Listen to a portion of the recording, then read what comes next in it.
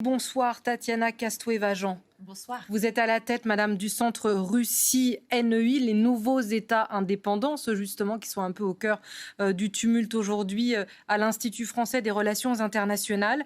Est-ce que l'Europe a retrouvé un peu d'air dans ce face-à-face qui était très russo-américain depuis la tournée diplomatique d'Emmanuel Macron ? Un peu d'air, je ne sais pas, un peu plus de présence, certainement.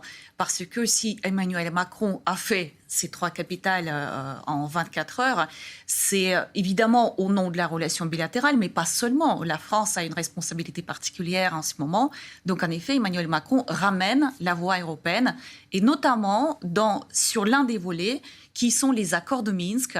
Et ce sont les accords qui ont été conclus en février 2015 pour régler la situation à l'est de l'Ukraine, justement. C'est un morceau de puzzle dont la confrontation actuelle, l'accumulation des troupes russes à la frontière est partie, avant que la Russie n'élargisse ses exigences à des sujets beaucoup plus larges qui concernent d'une manière générale la sécurité européenne et l'ordre européen tel qu'il s'est créé après la chute de l'URSS. On réentendait dans le sujet de Huguette les mots assez menaçants quand même de Vladimir Poutine, qui au détour d'une phrase, évidemment sciemment, rappelait que la Russie disposait de l'arsenal nucléaire. Emmanuel Macron dit que Vladimir Poutine s'est engagé à ne pas faire escalader le conflit, mais qu'a-t-il donné comme gage finalement le président russe ?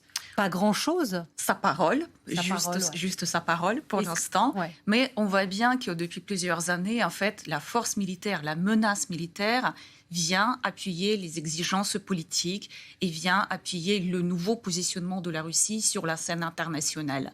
Et la Russie, c'est son mode de fonctionnement. C'est ce que vous nous dites. Ce qui rend crédible, pourquoi nous avons aussi peur aujourd'hui, c'est qu'il n'y a pas eu que les menaces. La Russie a bien utilisé, même si cet usage était limité, elle a bien utilisé, elle a bien eu recours à la force militaire.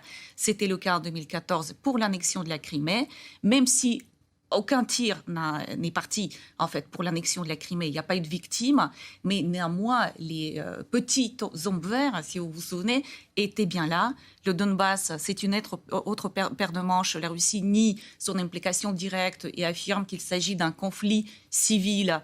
Mais évidemment, les services de renseignement et les témoignages rapportent la présence des militaires et des instructeurs russes sur le terrain. Nous avons aussi vu la Russie opérer en Syrie avec une opération limitée, qui est juste aérienne. Il n'y a pas de soldats russes sur le sol avec un poids certain, syrien, mais avec un poids certain. Et on voit à chaque fois donc, que cette force militaire bascule les choses et repositionne la Russie différemment, on lui parle différemment, ça la rend un interlocuteur incontournable sur beaucoup de dossiers. Et j'aurais pu aussi mentionner les Wagner au Mali. Est-ce que la prochaine étape, vous y croyez ? Est-ce que ça peut être une étape fructueuse, ce sommet européen ? Est-ce que l'affaire peut se régler entre Européens et Russes ? On est très très loin du règlement. Et il y a une partie des choses, ce ne sont pas les Européens, mais c'est le cadre en fait Russie-OTAN dans lequel il faut discuter, et aussi le cadre bilatéral Russie-États-Unis. Donc il y a différents sujets, différents axes de discussion, différents tracks, comme on dit en notre langage d'experts. Rien n'est réglé. On est très loin de la sortie des crises. Mais avec la dernière séquence, je pense qu'on peut laisser un peu plus d'espoir à la diplomatie. Vladimir Poutine a laissé la porte ouverte au compromis. Il a dit beaucoup de compliments à Emmanuel Macron en le remerciant d'être venu, de se déplacer en personne, etc. En fait, si on est la veille d'une guerre imminente, ce n'est pas ce type de comportement qu'on a. Donc on voit bien que Vladimir Poutine cherche aussi et accepterait la sortie de crise par la voie diplomatique, la voie pacifique, mais à condition que ces exigences soient satisfaites. Le problème, c'est que dans ces exigences, il y en a qui ne peuvent pas être acceptées par l'OTAN, par les États-Unis et par l'Union européenne, car cela remettrait en cause complètement tous les traités, les engagements qui se sont créés depuis la chute de l'URSS, depuis la disparition du monde bipolaire. C'est tout le sujet aujourd'hui, d'où trouver des terrains de compromis et surtout de savoir comment on règle les problèmes là où les positions sont vraiment intransigeantes et où chacun considère que ça touche aux intérêts vitaux, aux intérêts sécuritaires de chacune des parties.